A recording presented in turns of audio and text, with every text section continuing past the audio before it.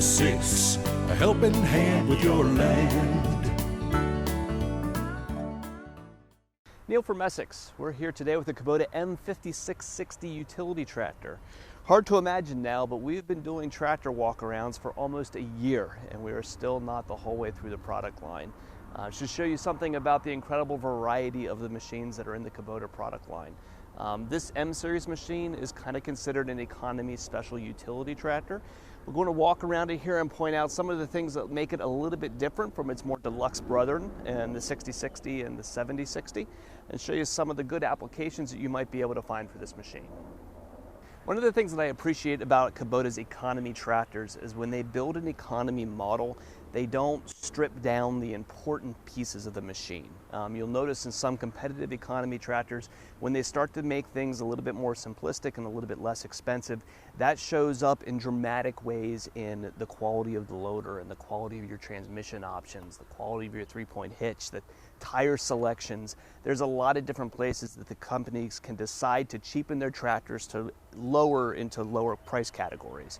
When Kubota does that, a lot of the main things, the functional parts of the tractor, the things that you rely upon, are the same in this machine or very similar in this machine than they are through the rest of the other more deluxe series.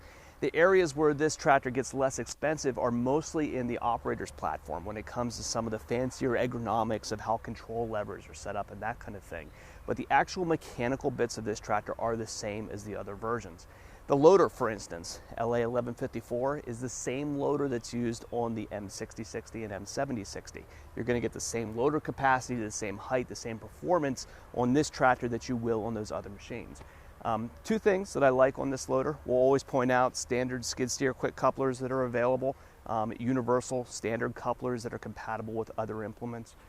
And one thing that I really like on Kubota loaders, it's such a simple feature and makes so much sense, is this pin right here for moving the position of your loader cylinder. By adjusting this pin to either the top position or the bottom position, you can choose either a height or a power function for your loader. It's hard to imagine, but this about 2.5 inch difference here for moving that pin can either give you about another foot of lift height, say if you're stacking round bales, or about an extra 10% of lift capacity and power by moving down into this bottom pin and changing the angle of this loader cylinder. So nice deluxe loader with all the features that you would find in the more deluxe series machines. Another important aspect of tractors like this, when you put them into field work, is really ballasting them for the proper application. One criticism that we often will have about Kubota tractors is that they're a little bit lightweight compared to a lot of the other machines in this class. And that is true. If you look at the base weights throughout the literatures and those kinds of things, you'll notice that they are lighter than what a lot of the other competitive counterparts are. What we often do when bringing tractors in then is ballast them for their applications. So this tractor set up with a loader on the front is going to need ballast behind it in order to balance out that loader. So in the case of this machine right here, this is ordered through with cast rims on the back to add about another, about 800 pounds, I believe, to the back tires in order to offset the capacity of that loader. Conversely, if you were buying this for a mowing application, you don't want that weight, right? Weight just in a mowing application just ruts things up. Or if you're going to go out and work a tedder or a hay rake, you don't necessarily want all of that weight on the tractor. So ordering this with a steel rim is going to save you all that extra tonnage of running across your yards and your fields and that kind of stuff. So in utility tractors like this, ballasting is a really important aspect. So you always want to be watching, you know, the base weight of the tractor is one thing, but a ballasted weight for your application is really what you need to be considering. And so the tires and the ballasting options that are available on this machine, again, are the same tires and ballasting options that we have in the more deluxe counterparts, not a cheap set of tires on the rear. So the model number on this tractor is M5660. If you've watched Kubota's model numbers, typically the first two digits in the model number, more often than not, are the engine horsepower of the tractor. So this is a 56 engine horsepower tractor. The transmission in this machine is very, very efficient. It's an 8x8 synchro shuttle, so it's able to put 50 of those 56 horsepower out the back of the PTO. So if you're in a mowing application or something like that, you've got a lot of your engine horsepower able to be delivered to an implement. If you remember, about a month ago, we did another video on a John Deere 5055E. That would be a 55 engine horsepower tractor just like this one, but only delivering 38 of its engine horsepower to the PTO. It's a very inefficient drive line.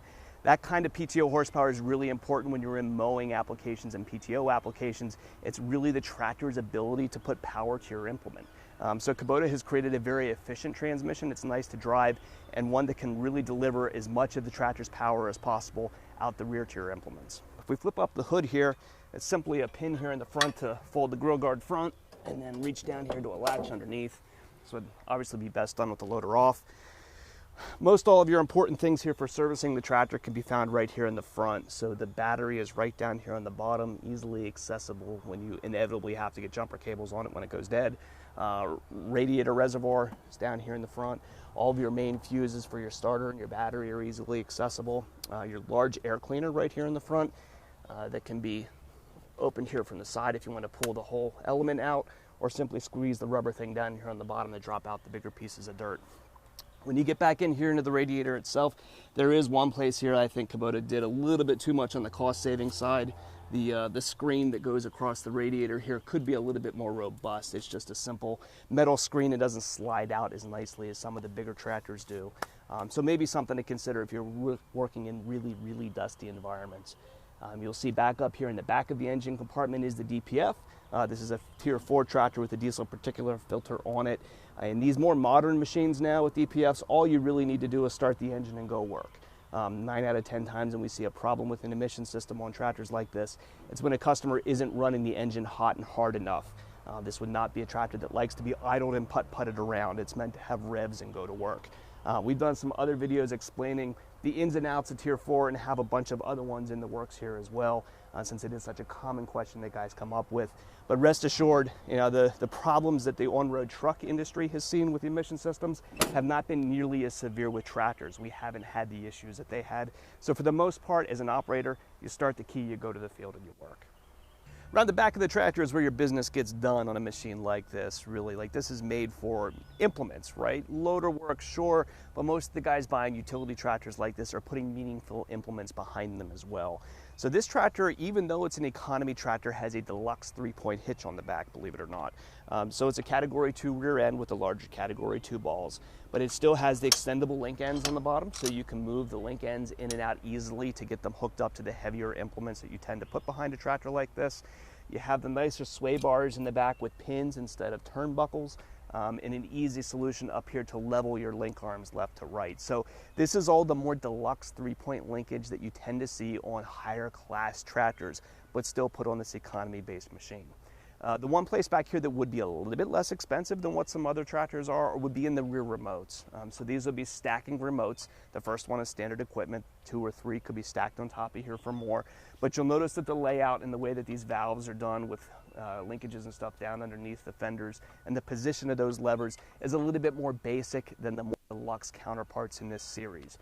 So some of those ergonomic differences where controls are down a little bit lower with longer throw levers instead of nice short levers up near the operator are some of the places that you see some expense saved on a machine like this. But like I said, when we go back into those functional parts of the tractor, you know, to the 3-point hitch, the things that you interact with and are frustrating when they're not done right, are all here. So Kubota really is delivering a good tractor at a good value. When doing these walk-arounds, one of the things I pride myself in is not just being, hey, everything is great all the time, right? There's pros and cons to every machine. One of the habits that I'm into when I'm going over tractors now is sticking my head underneath the machine and looking for what the low point is underneath the tractor. I mean, you'll notice in some machines you've got steering linkages and that kind of stuff hanging down below the front axle, which becomes kind of your target point, right? If you're running over a rock or logs or something like that. And particularly when we get into utility class tractors like this, these things do rugged work. When I stick my head down here below the tractor, for the most part there's nothing too concerning, but the only thing that did pop out to me is that the loader valve hangs over here on the side. Again, when we go back into those economy and deluxe options, on the more deluxe tractors, there's more, it's up out of the way more, if I put it that way. There is some decent shielding and stuff around this to keep the simple stuff off of it, but if you were to really catch a big log or something that pops up into this thing, you could bend it up without too much trouble. So that would be something that I keep an eye on, and maybe consider you to look at the more deluxe version of these machines if you're going to be in those environments a lot. So the operator's platform of the tractor is one of the areas where you can start to see where some of the differentiation between an economy tractor and a more deluxe tractor takes place. So if you look down here across my footwell, I don't have quite as much leg room as I would on some other tractors. I also have a little bit more of a hump here across the middle than what they normally would have on a more deluxe machine. No rubber floor mats, just a metal floor mat across here. So you'll hear a little bit more resonant noise and engine noise and that kind of stuff, where the floor mats tend to deaden that a little bit. As I move back here through the sides, the more deluxe tractors are going to give you controls up here on the sides. So short throw levers for your rear remotes and your gear shifter right up here by your side, where this uses a little bit more old school and traditional levers that go down through the floor. There's still some cowlings and stuff up around in here.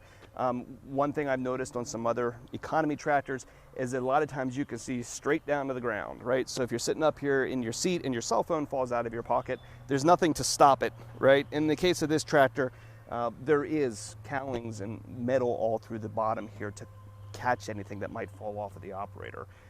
But you know, here's where I find my differences between deluxe and economy, right? Largely in these control layouts. So right over here I have my 3-point hitch control to go up and down. There is no standard draft control on this model. My lever for my PTO, just turn that on and off. My valve to operate my rear remote, high and low range, my gear selector, 1 through 4, my loader valve, throttle up here on the dash, as well as a foot throttle down here on the floor, and my hydraulic shuttle to change directions. One of the things that I'm really happy with on this tractor is that it's a fully synchronized transmission, and that is something when we get into economy tractors, oftentimes you'll see unsynchronized transmissions or mechanical shuttles and not hydraulic ones. So this is a real hydraulic shuttle where I can go between forward and reverse without going on and off the clutch all the time. I can also change between first, second, third, and fourth gear on the fly with synchronized gears without having to stop the tractor to keep from grinding gears as I change them. So I go again back into that statement that while this is an economy tractor, it preserves a lot of the important, more deluxe features in the transmission and in the things that the operator interacts with. Down on the dash itself is basically the same dash that you'll find in most of the other tractors in this series. There is only 2 buttons down here related to the emission system, one to do a parked regen and one to bypass or prevent regen. For the most part, you're not going to touch these 2 buttons unless you either are in a combustible environment and you don't want the tractor to regen. You can bypass it there, and if you want it to run later, you park the tractor and hit that button to kick off the regen cycle. But for the most part, in typical applications, you're not going to be using those.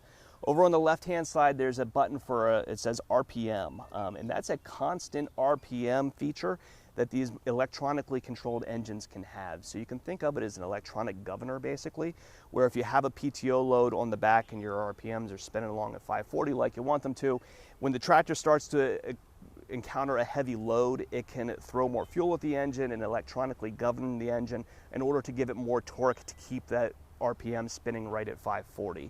With that shut off, the tractor is more likely to slow down than when it's engaged. So most of the time, you're probably just going to turn that on all the time. So I'll do a short driving demonstration here to show you exactly how this 8x8 transmission works. To start the tractor, you simply push down the clutch and turn the key. I'm going to go ahead and slide this guy into second gear. All right. Now I can go from a dead stop, let the clutch out, and take the shuttle lever here, lift it up and push it forward, and the tractor will go into forward. Now that was done without me touching the clutch, right? Now while I'm rolling forward here, I have a foot throttle that I can use to rev it up and down to, you know, go into my pile of dirt or transport or whatever. When I want to change directions, keep my foot off the clutch and pull the lever the opposite direction. And all that's done with hydraulic clutch plates and hydraulic pressure to change the direction of the tractor. The one really important feature of that is because you're not on and off the clutch all the time, you're dramatically extending the life of your clutch plates. You're not hitting that clutch every time you're changing directions and slipping it all the time in order to make the tractor change movement. So you can change your gears all without touching the clutch, to change your direction without touching the clutch. When you want to shift gears, down here on my right-hand side, I have a 1 through 4 gear selector and a high-low down here on the bottom. And like I said, these are synchronized gears. So right now I'm in second. When I want to go into third, I push the clutch down, slide over there to third, and let the clutch out. Now, like I said, these are synchronized. Sometimes in economy tractors, you'll find unsynchronized gears. So when you want to change those gears, you either need to do some kind of double clutching or you know, clutch and come to a stop, or speed matching or something to be able to keep the gears from grinding every time that you change them. But this is a fully synchronized transmission, so you can pop through every one of these gears, you know, from first to fourth if you want to, and not have any kind of grinding or anything while you do that.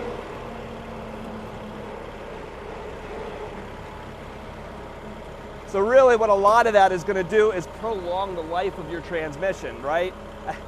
Again, I go back to that thing of when a tractor is cheapened to create an economy model, there are certain things you just shouldn't touch, right?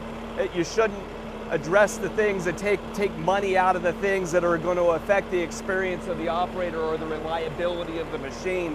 And this thing checks all those boxes in the right spots. So this is a tractor that we sell a fair amount of into loader applications because it has a very strong loader for this class tractor.